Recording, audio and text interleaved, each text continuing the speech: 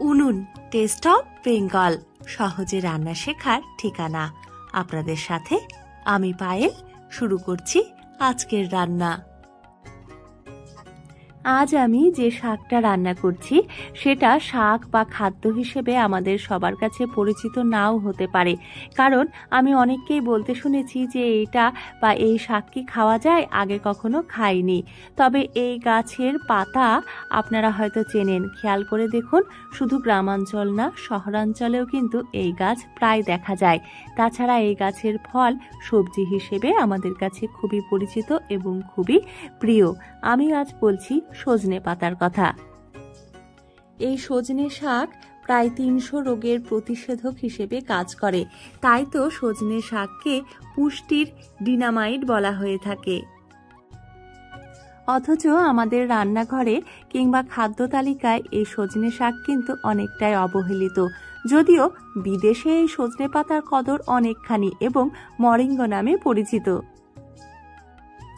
আজ আপনাদের আমি এই সজনে শাক রান্না করে দেখাচ্ছি। এখানে প্রায় 500 গ্রাম সজনে শাক নিয়েছি, আর সেই সজনে শাকগুলো প্রথমেই ছাড়িয়ে নিতে হবে এবং ধাপে ধাপে কিভাবে রান্না করছি সেটা দেখতে হলে আপনাকে দেখতে হবে পুরো ভিডিওটা। সজনে শাকের তো অনেক গুণাগুণ আছে, তবে সবচেয়ে বড় গুণাগুণ যেটা সেটা আমি বলছি, উচ্চ রক্তচাপ কিন্তু নিয়ন্ত্রণে রাখতে সাহায্য করে সজনে পাতা। তাই যারা উচ্চ রক্তচাপের সমস্যায় ভুগছেন তারা নিয়মিত এই শাক খেতে পারেন। বিশেষজ্ঞদের মতে প্রতিদিন নিয়ম করে 4 থেকে 5 চা চামচ এই শাকের রস খেলে উচ্চ রক্তচাপের সমস্যা অনেকটাই কমে যায়। এমনকি প্রাথমিক অবস্থায় টিউমার ধরা পড়লে তাতে সজনে পাতা বেটে প্রলেপের মতো ব্যবহার করলে টিউমারের ফোলাভাবও অনেকটা কমে যায়। এছাড়া হাফ মগ জলে সজনে পাতা ফুটিয়ে সেই জল দিয়ে ভালো করে কুলিকুচি করলে মাড়ির সমস্যায় যারা ভুগছেন তারা কিন্তু অনেকটা আরাম পেতে পারেন। আপনারা ভালো করে দেখে নিন যে আমি কিভাবে সজনে পাতা ছাড়াচ্ছি। সজনে পাতা ছাড়ানো খুবই সহজ। এইভাবে হালকা করে টান দিলেই পাতাগুলো খুলে আসছে, আর কচি পাতা হলে তো খুব সহজেই ছাড়ানো যাবে। সজনে শাকে থাকা ভিটামিন এ অন্ধত্ব দূর করতে সাহায্য করে, এমন তথ্য দিয়েছে Indian royal Commonwealth society for blind.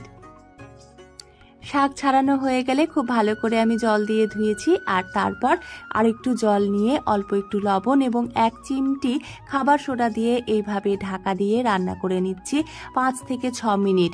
এই শাক ভালো করে সেদ্ধ করার জন্য খাবার সোডা দেওয়া আবশ্যক। এরপরে শাক সেদ্ধ হয়ে গেলে জল ঝরিয়ে নিতে হবে, আর কড়াইতে অল্প একটু তেল দিয়ে আমি এখানে পেঁয়াজ, রসুন, কাঁচা লঙ্কা, শুকনো লঙ্কা আর অল্প একটু কালো জিরে ভেজে নেব। তারপর আমি দিয়ে দেব জল ঝরিয়ে রাখা শাকগুলো এবং ততক্ষণ রান্না করব যতক্ষণ না শাকটা খুব ভালো করে ভাজা ভাজা হয়ে আসছে। সজনে পাতার নির্যাস কেমোথেরাপি নিতেও যথেষ্ট সাহায্য করে থাকে, আর সজনে পাতা ডায়াবেটিস রোগীদের জন্য যথেষ্ট কার্যকরী।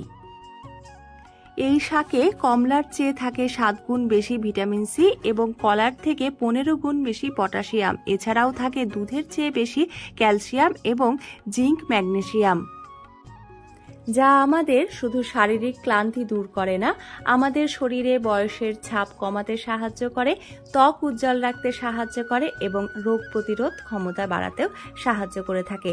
তা আজকে আমার এই রান্নাটা এবং এই সজনে শাকের উপকারিতা আপনাদের জেনে কেমন লাগলো জানাতে ভুলবেন না।